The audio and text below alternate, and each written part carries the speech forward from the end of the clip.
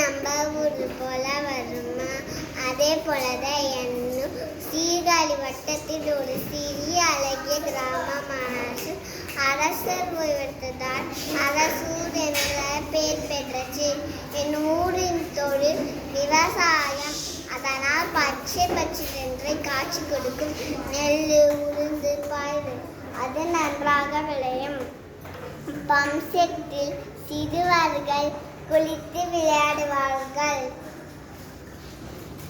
கோடை காலத்தில் மரங்களை சிறுவர்கள் ஊஞ்சல் கட்டி ஆடுவார்கள்.